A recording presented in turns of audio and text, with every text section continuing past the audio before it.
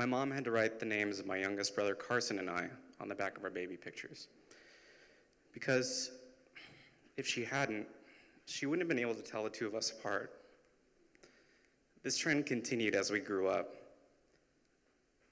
Carson and I shared the same facial features, the same cheekbone structure, and the same recognizable brown floppy haircut. It was coined very early on that he was my mini-me. However, the similarities were only skin deep. If he was the yin, I was most definitely the yang. Carson was a dedicated and focused athlete. He competed in national and regional triathlons, ran on the cross-country team, swam on the swim team, participated in Boy Scouts, and sang in the church choir. He was the classic all-American athlete with a tender heart of gold. By comparison, I was just trying not to be last, or worse yet, get laughed. Carson maintained a schedule as a 14-year-old boy that puts most adults I know today to shame.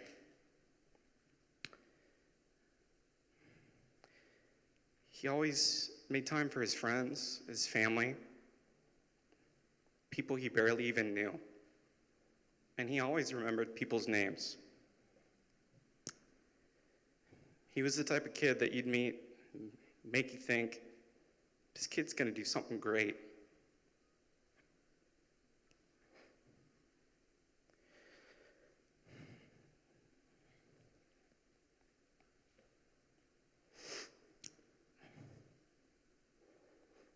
And on April 15th, 2012, he took his life.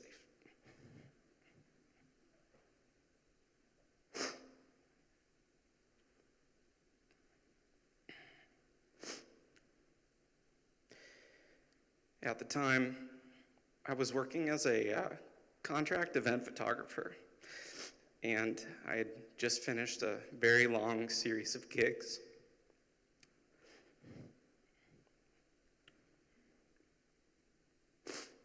In eastern Wyoming.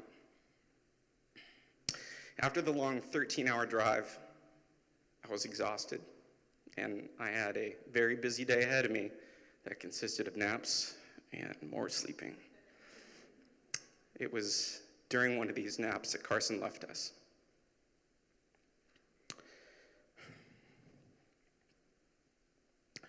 After waking up and determining that Carson was gone,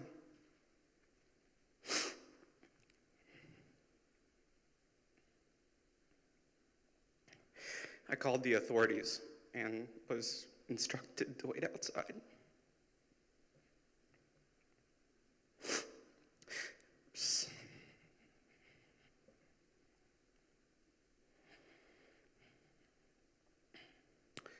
And the family dog, Chewy, and I went outside to go wait on the porch. As the news spread, I realized I was going to have to be the one to tell my whole family what had happened. That Carson was gone. My dad got home first.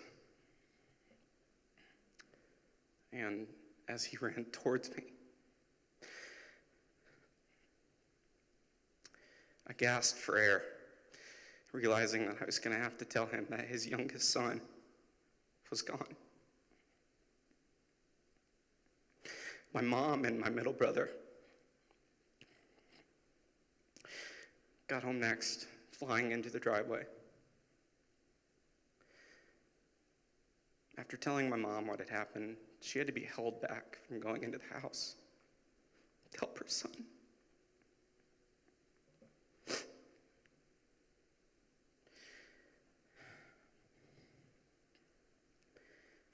After spending the night at my grandparents' house, we started to make arrangements. We started to plan the funeral. And if I'm being honest, no one ever tells you just how soon you have to start doing that. But the process is a welcome distraction.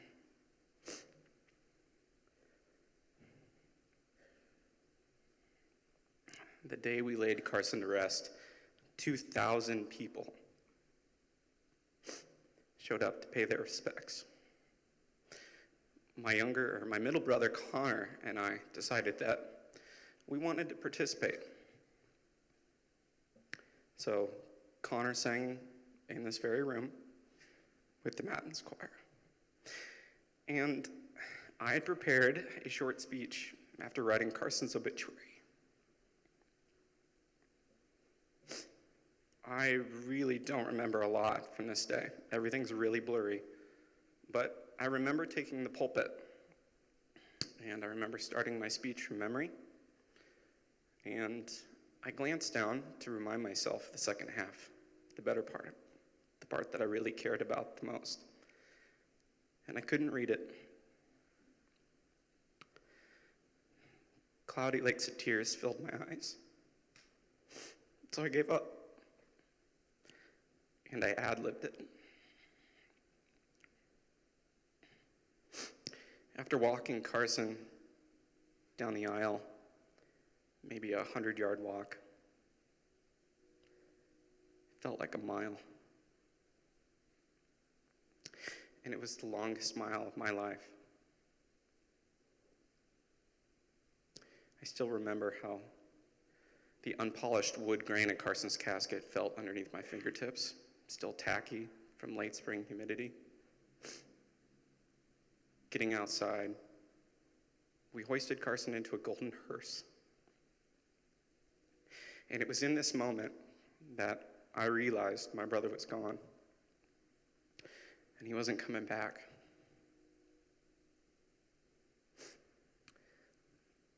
I remember thinking how during one of my long naps, when Carson left us, I woke up and I was really groggy, but I rolled over and I saw Carson staring at me with an expressionless face sitting in our parents' glider chair. And I said something to the effect of like, "Hey," or "What's up?" But I rolled back over to fall asleep, not realizing this was the last time I get to see him. I'll never know if I could have woken up. I'll never know if we could have played video games, hung out.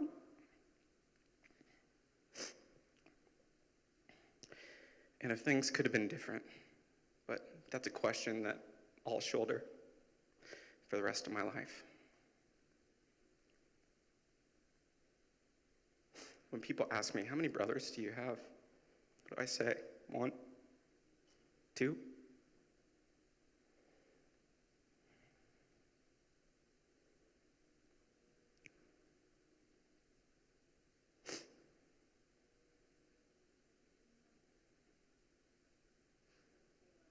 No. See, that's the thing about death. It's final. The questions always linger. I don't talk about how Carson killed himself because it's not important to his story or to mine. But no, every inch of the room where I found him is ingrained in my memory forever. I keep saying how Carson left us because what he did was a conscious decision. He chose not to be here. And he took a part of my family, and he took a part of me. Birthdays will never be as happy. Holidays never as celebratory.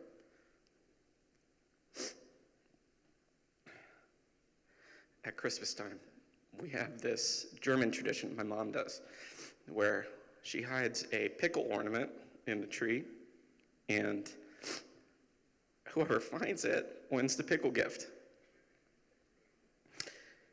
Now, we used to brawl and wrestle and fight just to find the pickle. It was like UFC. But we still do it today. We know that one fighter is missing, and that's the hardest part. See, your siblings are the first friends that you make. You learn to talk and communicate. You share culture and inside jokes and genetics. You get to experience more life events with your siblings than anyone else.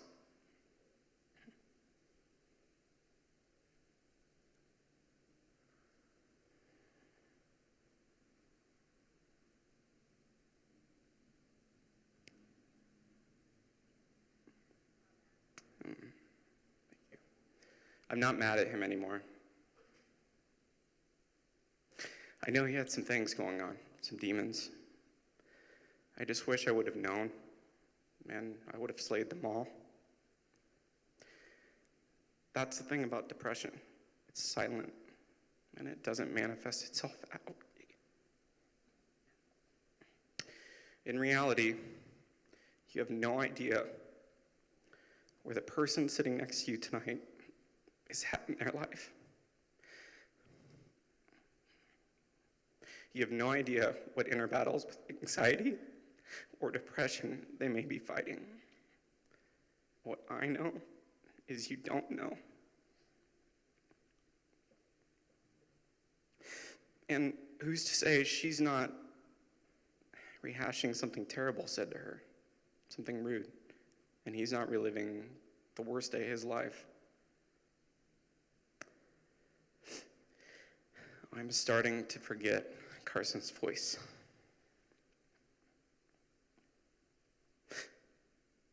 And for me, that's the hardest part.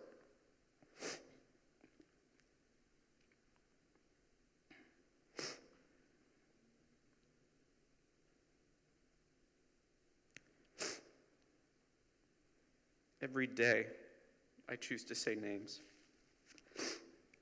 I choose to be kind, and I choose to be caring. I haven't yet chosen to do triathlons. And I can't say that I'm good or happy all the time. But I do hope I live life like my floppy, brown-haired mini-me taught me. Thank you.